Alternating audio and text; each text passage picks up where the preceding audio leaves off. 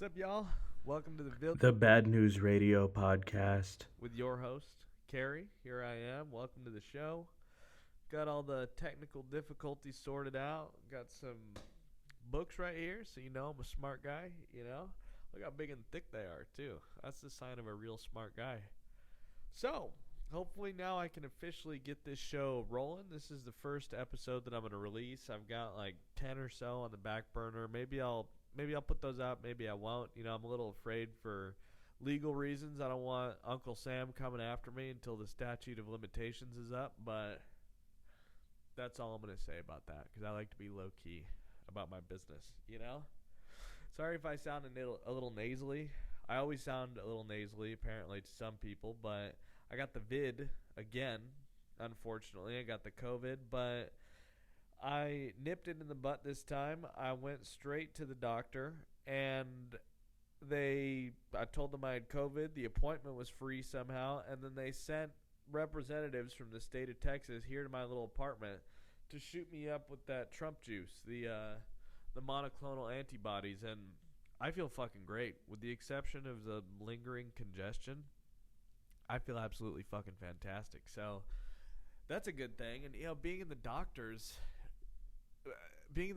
for that first time, I was so confused. I went to an urgent care in a really nice part of town, um, because the roads near my house were flooded because of the extreme rains. So I had to drive out a little bit, and I found this place that was, you know, kind of known for. I'd called a few urgent cares, and some of these different places didn't want to hand out that treatment for some reason. So I call this place. This place is apparently like a renegade medical institution. Like they're known for prescribing like kind of controversial medications and for recommending different treatments. I was reading on their website they do like fat freezing and PRP injections. You can get interspecies um, in vitro fertilization, all that kind of stuff. So they're really on the cutting edge. I guess they just found a market for all the wackos here,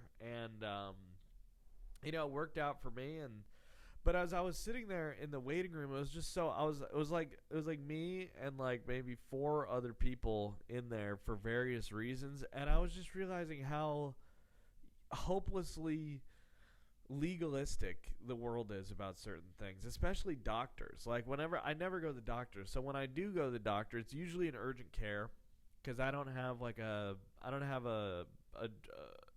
general practitioner who I go to who's like my regular doctor. So I only go when I really need something.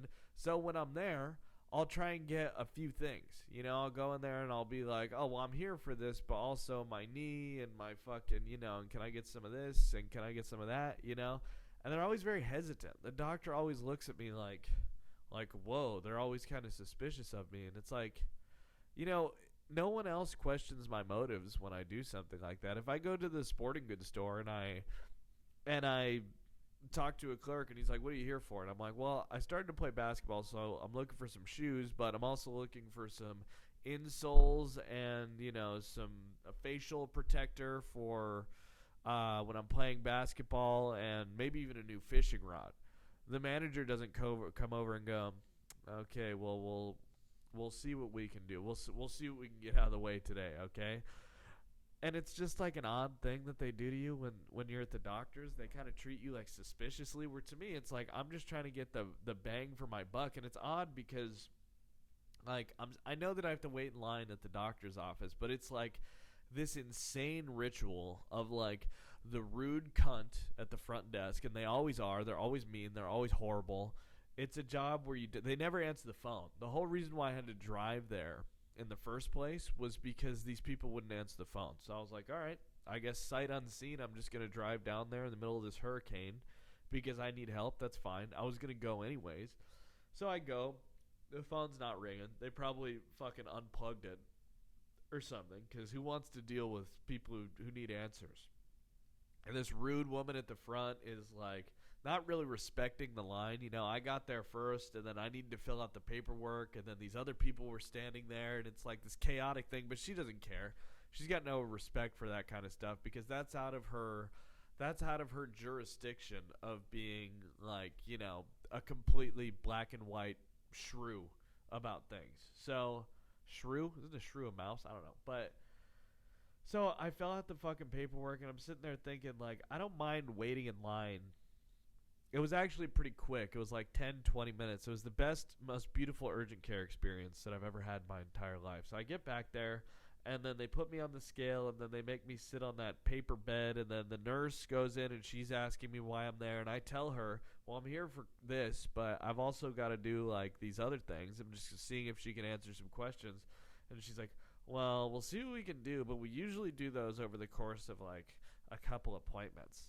And I'm thinking to myself, like I'm, whatever. I'm just gonna try it. I'm not gonna take offense to it. I get it.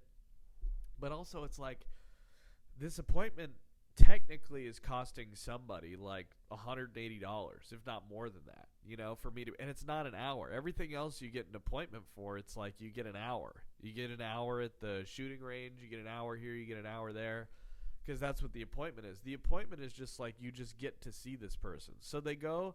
And I realized, and I don't know how accurate any of this is, but like when they pull you into that tiny little doctor's room and they sit you on the paper bed, hopefully Seinfeld hasn't like talked about this, but they sit you on that little paper bed and it crinkles under your ass and you're sitting there and you're just kind of waiting again. And then the doctor comes in and they'll only fucking talk to you for like 5-7 fucking minutes. And I get that it's an urgent care, but it's like, can't we sit and chat? I've got some complaints. I've got a rich medical history that you might need to know about, because it's not just the COVID, it's other things. I've got these other problems, and if you tell me that you don't want to deal with these things now, or this isn't the time, or that this is a COVID appointment for insurance or something like that, that's still going to bother me, and I'm still going to talk about it, but it's like, they look at you like, whoa, slow down, cowboy. And then so they take their little notes, and then they are very like particular about what they're going to help you with and what they're not going to help you with. And then you go out and you say how much it's going to cost. Luckily, because I had the vid, the insurance covered everything. But that wasn't the end of it. Then it was something else. Then I got this bug up my ass because I was like, you know what? I need to get something else looked at. One of my joints is fucked up. And I was like, man, I got to go talk to somebody about getting this joint fixed today. I don't know why. I was inspired. I was motivated. I want this pain gone. So again, calling a doctor's office, nobody answers. I call like 50 doctor's offices, 50 specialists. Nobody fucking answers the phone. Nobody answers the phone. So I have to drive down to this other place. I'm asking how much it's going to be. And they're like, oh, well, the doctor, he has time for you now, but I would have to call your insurance and see what you're covered for, and that would take 20 minutes, and by that point, the window will have closed. And it's like, the building is here, the lights are on, the equipment is, I'm assuming, rented or paid for.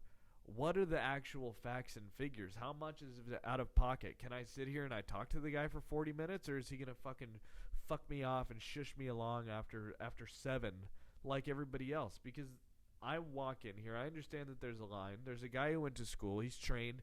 I've got pain. He's back there. He's not doing anything. I've got money in my pocket. So then I had to make an appointment for the next day. I go back. I go in. They give me a brace. And I go, how much is this brace? And the woman goes, oh, well, we're obviously going to upcharge your insurance.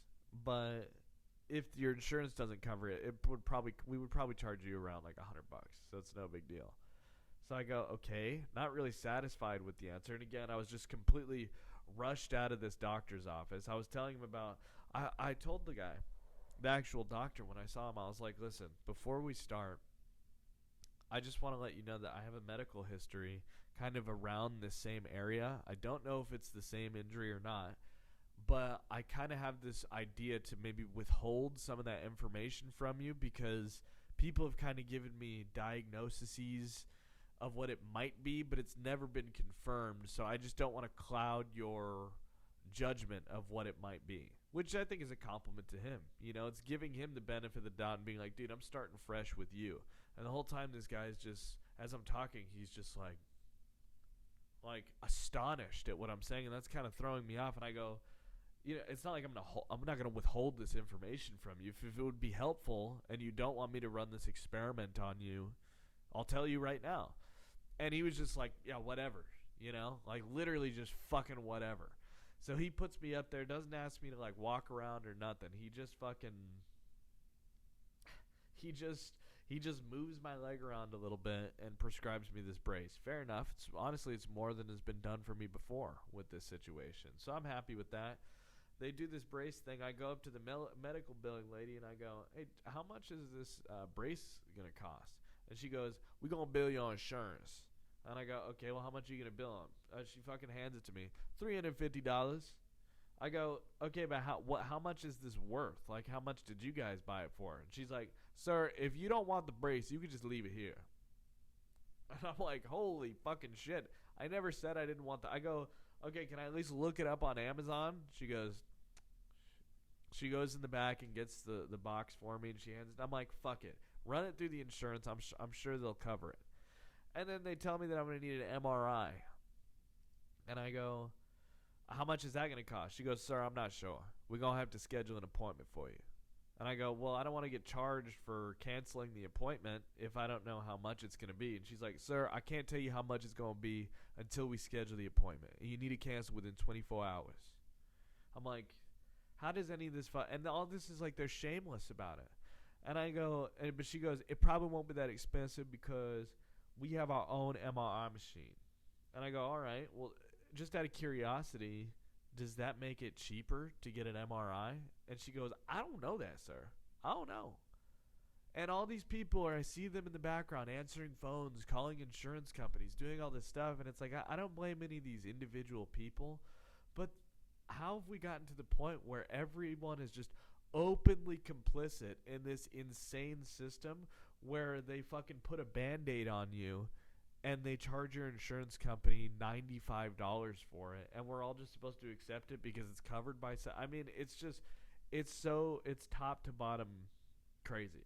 And I feel like it's kind of that way with so many things in our society that when people talk about all these fucking problems, about this, about fucking hunger, homelessness, mental health, education, fucking underemployment, employment rights, all this fucking shit. It's like every single place that you look, and it's probably like this all over the world, I don't really know, but it's like in this country in particular, it's like every single like micro environment of an industry, of a job field, of a sector of the economy is just littered with these black holes of money where people justify their existence over and over again by continuously not solving a problem and continuously showing that they need more money for next year. And everything is just this inefficient mess. I'm sure that there's been like books written about this. I know that there's that one like Bullshit Jobs. I've never read it. Reading is gay. But like you could just see it. One of my good friends works for a giant tech company, and he makes like $140,000 a year. And I ask him, I go, dude, how much do you work per day? Because I work I work at Taco Bell pretty much. I don't actually work at Taco Bell, but like technically I guess I'm in sales. I'm in the service industry, but a lot of people like it's pretty much I work at Taco Bell. I happen to have this kind of into sales, which makes it pay a lot better than Taco Bell, but I'm pretty much just working at Target or Taco Bell or Bed Bath & Beyond or, Walmart or a Amazon warehouse. Like, it's all the fucking same shit. Whether you deal with customers or not, kind of makes a difference, but you're in the same pay grade. You're not allowed to sit down. You're treated with no dignity, and they work you into the dirt, So I'm always curious about these people who are kind of degreed people who work for these corporations. And I say, realistically, dude, how many hours do you work per day? Because I've heard different things from different people. Like, what's your experience been like? And he's like, I would say that I work a little harder than the average person, but I would say I work about like 4 maybe 6 hours a day, which is actually, that's like astonishing to me. 6 hours of work for somebody who works for a big tech company is astonishing, because I've got family members who work for big corporations where they're in some kind of, some wing of the administration. And I say, what have you done today? And she goes, honestly, Carrie, I've been playing my Nintendo since like 8. I had to send like 3 emails. I made maybe 2 phone calls. And then sometimes she'll call me and she'll be like, today's just so hard. She's like, I had a meeting at 12 and then another meeting at 3, and I had to send all these emails. And every time I follow up, I'm like, how much have you actually worked this week? And it'll be like, these people, for the most part, it's normal to work maybe like 10 to 12 hours a week and just fake the rest of it. The same guy who works for the tech company, his old job, he was highly productive and he would work really hard and he would leave every day at 5. And the management approached him and they said, listen, we don't think that you're like kind of showing initiative. A lot of other people will stay till like 6:30, and it kind of seems like you just want to get out of here. And he was like, well, I get a lot more done than everybody else. They were like, yeah, but fuck you.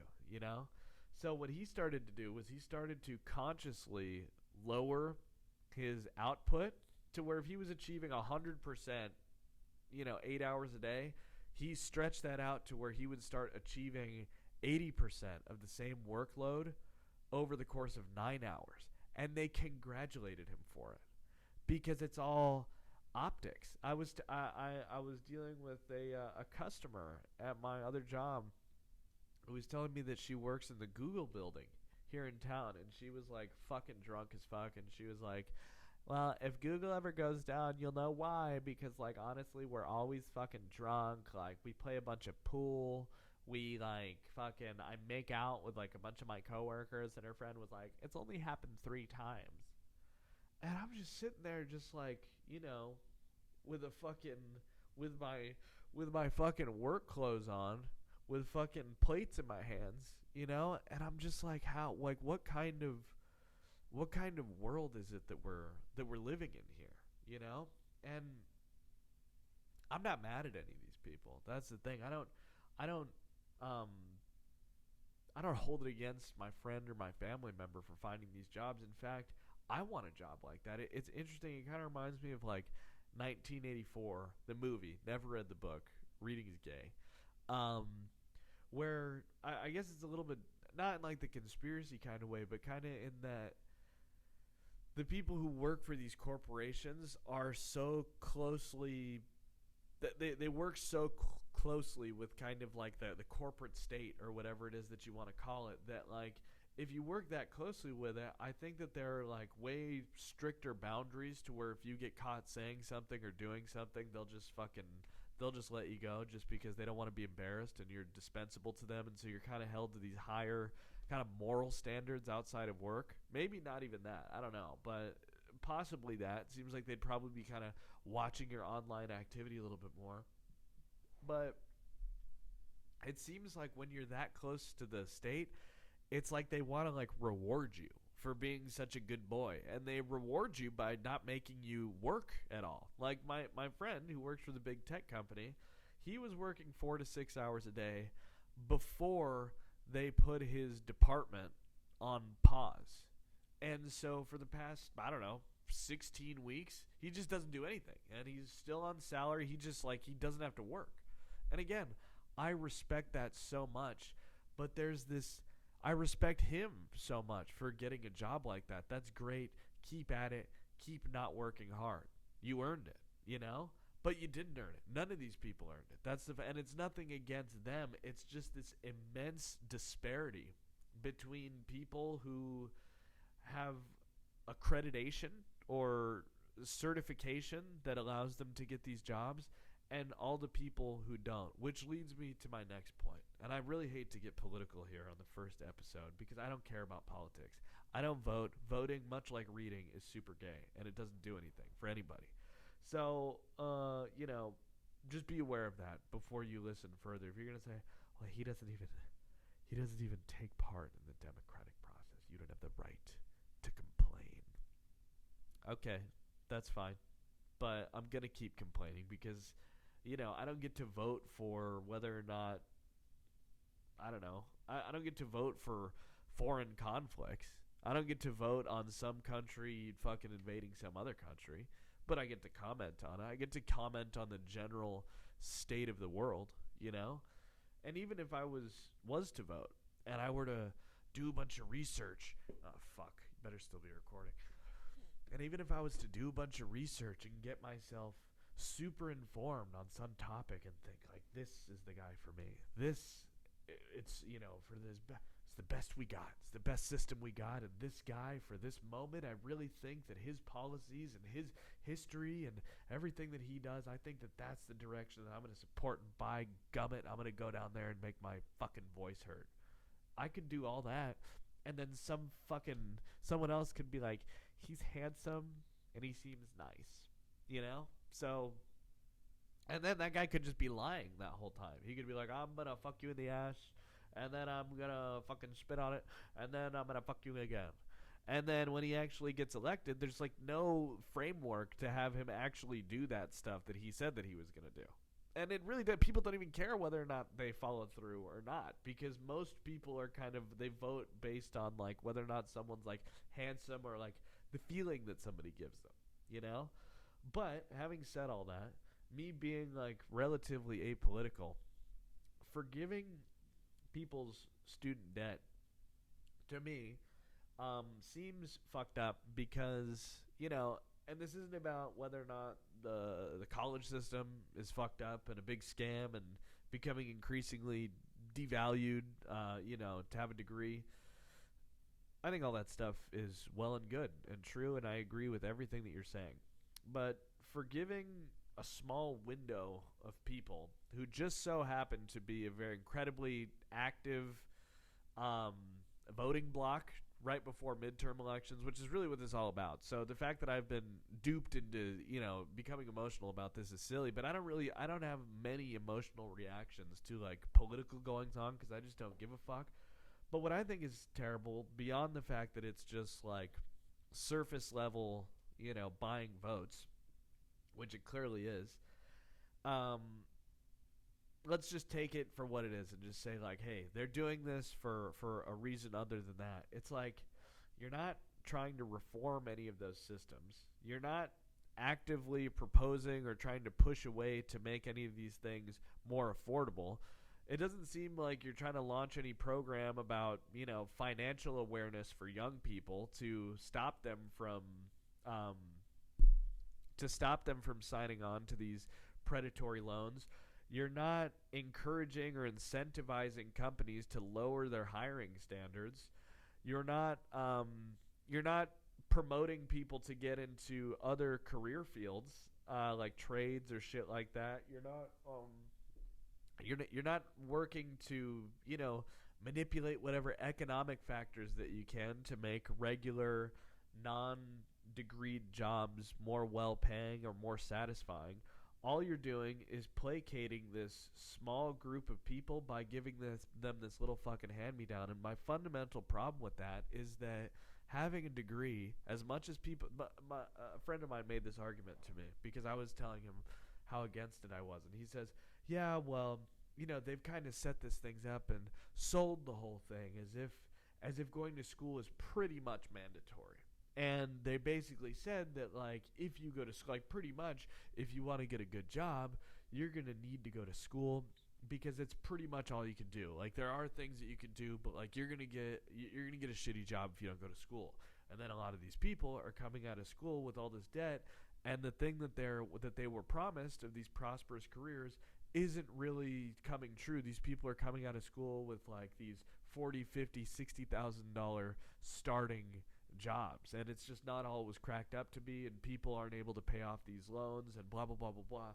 And it's like a couple of points. Number one, having a degree, which is what I was going to say before, is still incredibly valuable. I've met a lot of people who work at Taco Bell like me with degrees, and the reason that they don't make more money is that they're fucking retards, or they don't actually want to work in the field that they got a degree in, and they're just kind of stuck. They're lost people like me working at Taco Bell. That's why you work at Taco Bell, because you're lost, because you can't pick a thing and stick to it.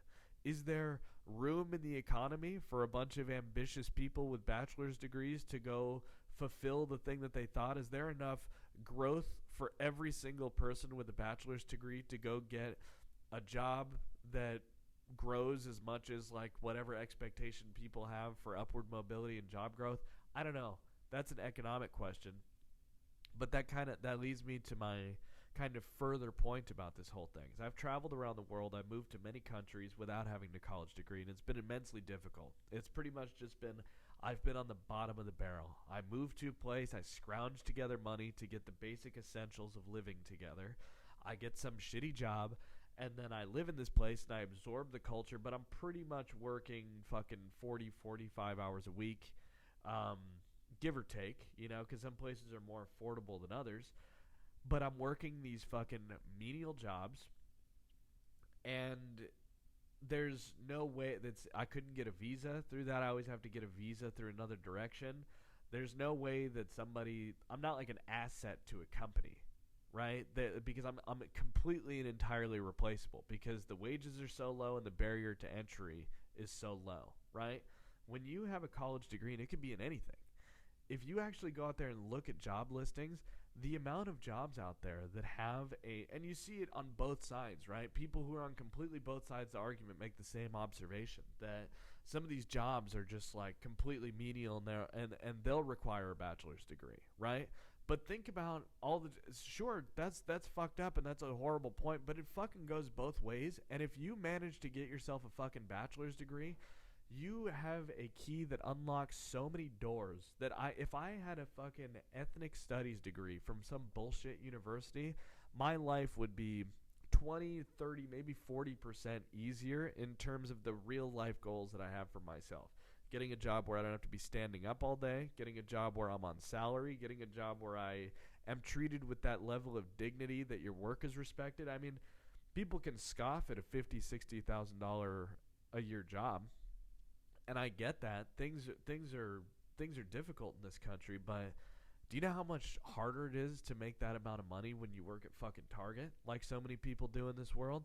Do you know how much easier it is to travel if you have a college degree? Do you know how much not only like economic mobility you have, but geographic, like worldly mobility that you have with a college degree? Like if I had a college degree, I could be applying for. If I had an ethnic studies degree, I could be applying for $40,000-$50,000 a year salary jobs in France and Germany and in all these places. I could be an English teacher. I could be doing all these things and be getting paid all this money. And I don't begrudge that I didn't go to school and I don't have those opportunities available for me. That's totally fine. What makes me sick about this whole thing is the fact that they're acting like these people who need this loan forgiveness are completely victims of the situation, and I would argue that they absolutely benefit from the sacrifice that they made. Maybe not to the extent that they thought that they would or they were promised, but among many of the reasons why I chose not to go to school was because to me, it was obvious that it was being devalued. It's obvious that it's just a scam to begin with, and that it's just a financialized token waste of time to buy yourself into the upper caste system. I would say that caste system still very much exists. The token is still very much your ticket into that upper caste. I would say that overall, due to factors completely outside of how horrible that system is, that upper caste overall is rapidly deteriorating at the same rate that the rest of Western civilization is for various reasons, and then even beyond that, it's like fucking Mia Khalifa, Mia Khalifa, the reason, why you know who I'm talking about when I say Mia Khalifa, and you don't have to fucking look her name up, because she fucking got those big titties jizzed all over in a fucking hijab online like 7 years ago or whatever and got super fucking popular, right? And then, lo and behold, she comes around and says, that wasn't fair. I didn't know when they told me that I was gonna, be doing internet porn and they were gonna upload it on the internet forever. I didn't really get what they meant, and that's just not fair. And I demand that they take them down. And it's or some other celebrities complaining about their fucking shitty music deal that they signed or their fucking shitty fucking licensing deal that they signed for the content that they created. It's like, Yeah, dude, starting this podcast, it's a fucking dirty business. It's what it is. It's a sick fucking world out there, dude. And here's the funny thing is that I don't hold it against your Mia Khalifas or your entertainers complaining about these contracts that they sign or your women's sports teams complaining that they don't make as much money, because I think that all of those people, to even be in a position to argue, I think that they're just opportunists, and I respect the hustle. You know what I mean? If all this like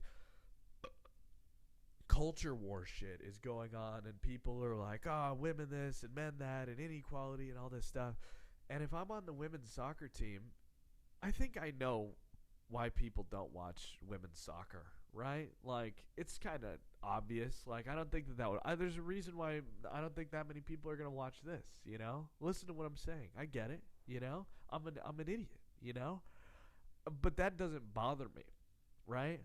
However, if all of a sudden there was some social movement where it's like, you know what, people don't listen to fucking guys with fucking really, really robust hairlines, really bold hairlines and beards. People don't listen to their podcast because they're because this guy's half Mexican. You know. Now, if I go out and I say, you know why you people don't like my podcast? It's because I'm fucking Mexican, right? There's no part of me that believes that or thinks that that's the case at all. Or I don't even think that unless I told you, you would assume that I was Mexican, right? So when it comes to that shit, when it comes to Mia Khalifa, go get it. Try and get your videos removed. Blackmail, gaslight the world by using these political movements for your personal advantage. What bothers me is the people who believe them and buy into it. And this, kind of getting back to the Joe Biden thing. Like I said, that whole system is fucked. We could all totally agree there. People trying to kind of like hustle and talk their way out of the Joe Biden shit. Again, fair enough. Or what I meant was people trying to justify why they should get loan forgiveness. Fair enough.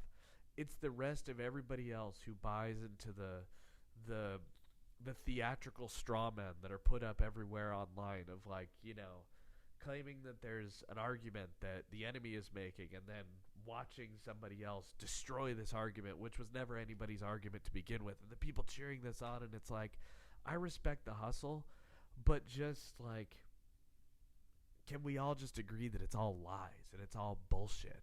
And it's all so that you can get $10,000 or $20,000 forgiven. I don't think that you can simultaneously hold the view that people in the Western world are, unduly hold an unfair advantage over poor people in the Western world, or that certain ethnic groups have advantages over other ethnic groups, and so on and so forth. I don't think that you can simultaneously hold that view and then believe that the first and most important group of people to offer debt forgiveness to are people with college degrees living in the United States of America. And if you're going to pretend, if your argument is that people aren't still actively benefiting from having a college degree, I just think that that's wrong. You can say that it's worth a lot less, and it is, but I didn't fall for it. You did. I didn't sign that fucking contract. You did. Is this even funny? The whole goal of this podcast is to be funny. I don't want to get into this, being topical thing, like modern topical stuff. I'm going to try to avoid that, guys. I'm going to try and, when it comes to the political stuff, I'm not going to be overbearing about this, but sometimes it does cross over with some like stuff that I'm thinking about. That was just something that I wanted to share with you. If you are getting that student loan forgiveness, enjoy it. I don't care. There's nothing that can be done, and it's all way bigger picture than any of this shit. Anyways, I'm worked up about this right now, but it's read this book, Tragedy and Hope. I've never I haven't finished reading it, but what I have read is very fucking interesting, and it's all about how like there's these kind of way bigger factors at play to the way that societies kind of like ebb and flow and eventually go from their like rise to their peak to their demise. And it's like, it's not the decisions of politicians, it's not policies, it's not law changes, it's never public opinion. And that's, I think, like the most interesting thing about this book is it's like there's a million fucking reasons why all this shit's going on. So I don't know, maybe that's something that I'll do. I'll do a book club. That's one thing I want to do with this channel is I want to do a book club and maybe go chapter by chapter as I'm reading a book, and we'll kind of meet up and you read it and then I'll talk about it and you can fucking just love that because I'm so fucking insightful about shit. But yeah, and instead of doing ads, or until I get some ad offers, because right now I'm just in my spare room, so nobody's offering me ads because I don't even have the YouTube channel made. So in lieu of ads, what I'm gonna do is I'm gonna sell you something more valuable than a product. Another interruption, guys. As I was saying, a peace of mind that can only be achieved through charity, goodwill, through self-actualization, and I want to help you get to that point. And I think that the best way to help me get you to that point is for you to help me get to that point, so you can live vicariously through me. Thus, I will be an inspiration to you. And how do I inspire you? How does anybody inspire anybody? Success. What does success mean? It means different things to everybody. What does it mean to you? Right? That's the question to ask. And if it means having a lot of money, send me some money. It's like the transference, right? In psychodynamics, it's like you watch me, you project things onto me, I project them right back to you. It's like a fucking infinite positive feedback loop. You send me $1, you get $1's worth of inspiration right back. And the more you send, the more inspired you will be. And I want to keep this show ad-free, so we're going to get a Venmo, we're going to get a Cash App, we're going to get a Zelle, we're going to get a fucking PayPal, we're going to get a fucking GoFundMe, we're just going to get my fucking routing and my fucking account number. We're just going to throw it up there in the fucking YouTube description right there. And me and you, we're going to get rich together. Bugattis, sailboats. We're going to be like that fucking Andrew Tate guy. I'm going to fucking shave my head just like him, and I'm going to fucking drive so fucking fast, and you're going to be right there with me. We're going to fucking street race through the fucking streets of Paris, and nobody's going to stop us because we're going to have all that money. And if money's not important to you, then it's not important to me. Tune in next week, guys. Thanks for watching. Till next time.